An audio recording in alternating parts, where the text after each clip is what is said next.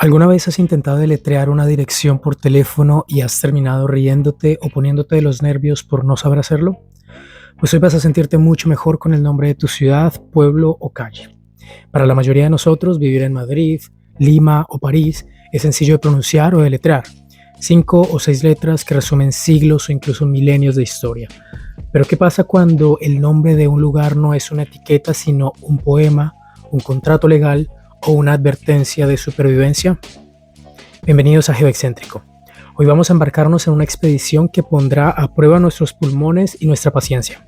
Vamos a recorrer el planeta buscando los 10 nombres de lugares más largos jamás registrados en el alfabeto latino. Pero no nos quedaremos en la superficie. Vamos a investigar por qué alguien decidió que 85 letras eran necesarias para describir una colina y cómo estos nombres han sobrevivido a la era de la digitalización, donde los formularios de Internet colapsan al intentar procesarlos. Prepárate un café y toma aire, porque hoy la cartografía la escribiremos con palabras largas, muy largas.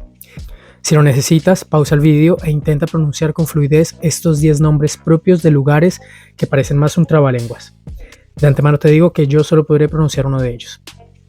Pero antes de seguir, no olvides darle like, compartir y suscribirte a nuestro canal para no perderte de todo nuestro contenido geoexcéntrico. Nuestra primera parada es en la provincia de Drenthe, en los Países Bajos. Aquí encontramos a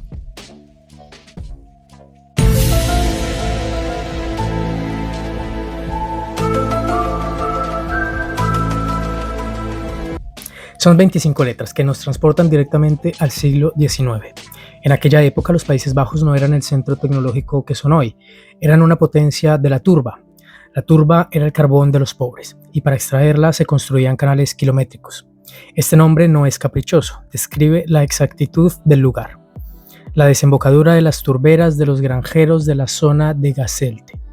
Es una dirección postal y un registro de propiedad minera en una sola palabra. Geográficamente es una zona de canales rectos y cielos grises que parecen no tener fin, al igual que su nombre. Pero crucemos medio mundo hacia el calor extremo del Outback australiano. Aquí la lengua se seca antes de terminar de decir.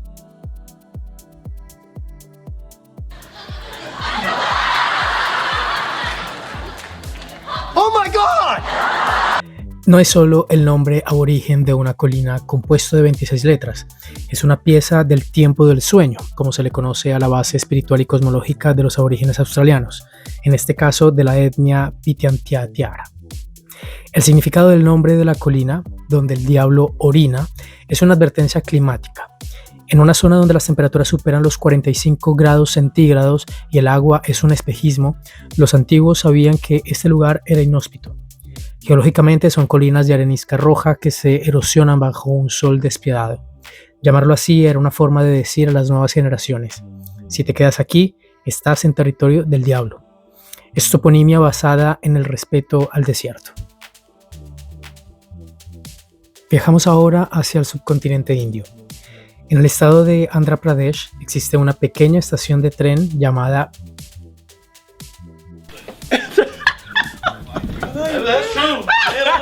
Son 28 letras que representan un dolor de cabeza constante para la Indian Railways. ¿Por qué es tan largo? Por el sistema de castas y la herencia de los antiguos zamindars o terratenientes. El nombre honra a un soberano local cuya influencia era tan grande que el pueblo entero llevaba su linaje. Lo fascinante aquí es la colisión entre la tradición feudal y la burocracia moderna. Los billetes de tren suelen imprimir el nombre cortado porque las impresoras térmicas no están diseñadas para la aristocracia india. El nombre es una mezcla de Venkata y Narasimha, dos formas del dios hindú Vishnu, seguido de Raju, que significa rey o título, y Peta, que significa lugar o pueblo. Se interpreta comúnmente como la ciudad de Narasimha, el señor Venkata, el Raju, rey o noble. Y de la densidad poblacional de la India volamos a la soledad de los bosques de Manitoba, en Canadá. Allí, escondido entre miles de lagos similares, está el lago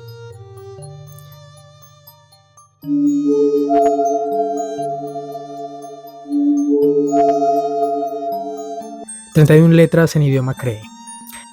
Aquí la curiosidad es técnica.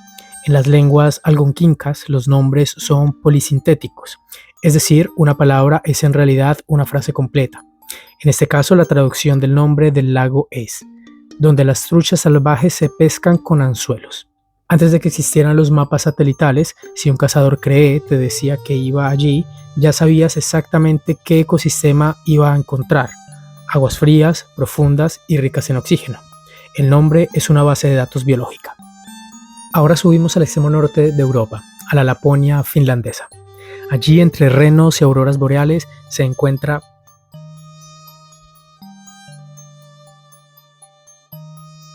No! Nothing. You have nothing to do with this decision. nombre de 35 letras. Este lugar es un humedal, un pantano perdido en el municipio de Savukovsky, y aquí la historia es casi cómica. Se dice que el dueño de un bar local intentó registrar su negocio con un nombre normal, pero todos estaban pillados. Frustrado, decidió usar el nombre de ese pantano cercano porque sabía que nadie en el mundo podía haberlo registrado antes. Es un nombre inventado, no tiene una traducción literal o un significado real en finlandés, similar a un trabalenguas. Lo más curioso es que fonéticamente el nombre suena a un balbuceo sin sentido incluso para los finlandeses, pero geográficamente es un punto de referencia vital para los pastores de renos que cruzan esas tierras heladas. Es el ejemplo perfecto de cómo un nombre imposible puede nacer de la pura frustración burocrática. Seguimos en Europa, pero ahora viajamos a una región con uno de los idiomas más enigmáticos del mundo, el vasco, del norte de España. En el valle de Baztán, en la comunidad autónoma de Navarra, un lugar de nieblas espesas y caseríos de piedra, se encuentra Azpilicueta Garay Cosarollar Embere Colarrea. Has flipado, ¿eh? El único nombre de la lista que me atrevo a pronunciar, aunque no creo del todo correcto. Vascoparlantes, por favor, corregidme. Son 39 letras, haciendo que este lugar tenga el récord del nombre más largo de la Europa continental. Si analizamos este nombre, entendemos cómo funcionaba la sociedad rural navarra. El sistema del caserío dictaba que la casa era el centro del universo familiar. Este nombre describe la ubicación exacta de una parcela de tierra respecto a la casa principal de la familia Azpilicueta. El nombre traducido sería algo como el campo bajo del corral alto de Azpilicueta. Geográficamente, el Valle de Baztán es un laberinto de colinas verdes y bosques de robles. Sin estos nombres ultra específicos, sería imposible que un notario o un heredero supiera dónde termina un prado y empieza el siguiente. Es la supervivencia de una lengua precristiana que se niega a simplificarse para la modernidad. En la actualidad, los vecinos de la región conocen al pueblo simplemente como Azpilicueta, para abreviar. Incluso en Google Maps lo encuentras más fácil de esta manera. Si eres fan del fútbol, quizás te suene familiar, ya que un jugador del Sevilla FC y de la selección española posee este apellido. Hablamos, como no, de César Azpilicueta, nacido en Cisur Mayor, municipio del área metropolitana de Pamplona, capital de Navarra. Nos desplazamos rectos hacia el sur, hasta la provincia de Free State, en Sudáfrica. Allí se encuentra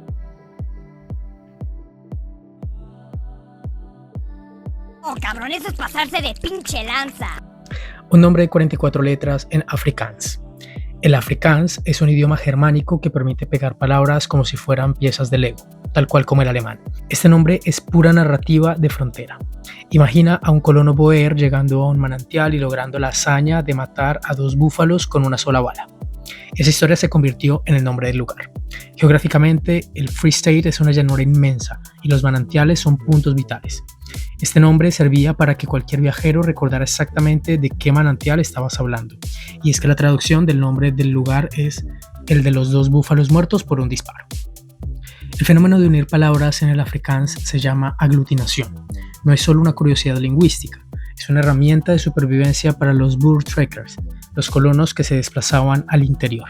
Si no podías describir con precisión milimétrica dónde estaba el agua en un desierto como el Karoo, morías. Por eso el nombre te dice, hay agua, fontaine, hay carne, buffels, y hay una referencia visual, el lugar del disparo. Es técnicamente un mapa mental en una sola palabra. Para el puesto 3 cruzamos de extremo a extremo el Océano Atlántico hasta el estado de Massachusetts en los Estados Unidos para visitar un lago. El lago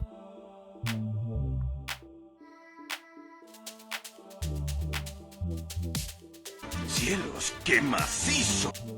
Este nombre de 45 letras es uno de mis favoritos por su trasfondo geopolítico. En el siglo XVII, la convivencia entre los nativos Nipmuc y los colonos ingleses era tensa, por decir poco. El lago era una de las principales fuentes de alimento.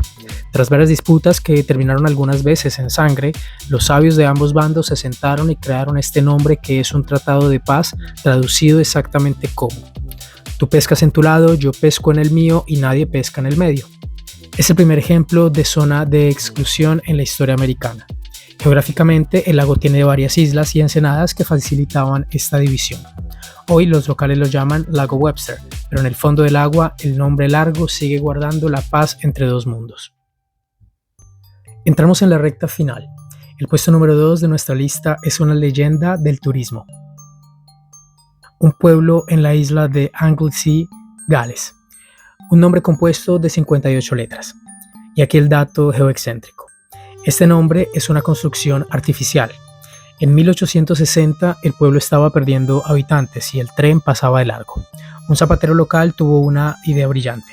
Hagamos el nombre más largo del mundo para que la gente tenga que bajar a verlo. Inventaron esta descripción poética sobre iglesias, cuevas rojas y avellanos blancos solo por publicidad. Funcionó. Hoy es una de las estaciones más fotografiadas de Europa. Es el triunfo del marketing sobre la fonética. Su traducción literal es: la iglesia de Santa María en el hueco del avellano blanco cerca de un torbellino rápido y la iglesia de Santicilio cerca de la Gruta Roja. Lo que casi nadie te dice es que para pronunciarlo correctamente hay que dominar el sonido de la doble L galesa, que no suena como la española, sino como un siseo lateral. Es tan difícil que el canal de televisión Channel 4 se hizo viral hace unos años cuando su hombre del tiempo, Liam Dutton, lo pronunció perfectamente sin pestañear. RAF Mona, just up the road from Llanfair to Pwllgwyngyll, Gorgeric Windrobol, Llantysilio, Go. ¿Acaso quieres explotar?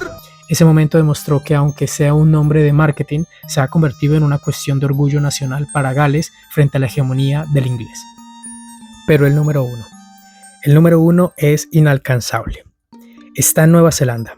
Es una colina que a simple vista no parece nada especial, pero su nombre es una epopeya que por supuesto pocos se atreven a pronunciarlo. Inténtalo si puedes.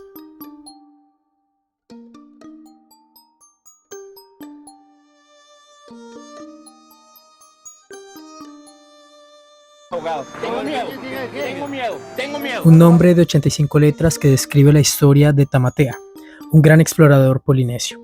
Se dice que este hombre era tan poderoso que comía montañas, una manera metafórica de describir cómo escalaba. El nombre escribe el momento más humano de este semidios, cuando tras perder a su hermano en la batalla de Matanui se sentó en esta colina y tocó su flauta nasal, coawau, desde el amanecer hasta el anochecer para que el alma de su hermano encontrara el camino a casa. Geográficamente la colina ofrece una vista limpia del horizonte, lo que permitía que el sonido de la flauta viajara kilómetros. Es un monumento invisible hecho de aire y palabras. La traducción exacta del nombre es: la cima donde Tamatea, el hombre de grandes rodillas, escalador de montañas, viajero inalcanzable, tocó su flauta a un ser querido. El nombre completo original es incluso un poco más largo, pero se recortó a 85 letras para los registros oficiales. Lo que lo hace geoexcéntrico a este lugar es que la colina está en propiedad privada, pero el gobierno de Nueva Zelanda la protege como patrimonio nacional.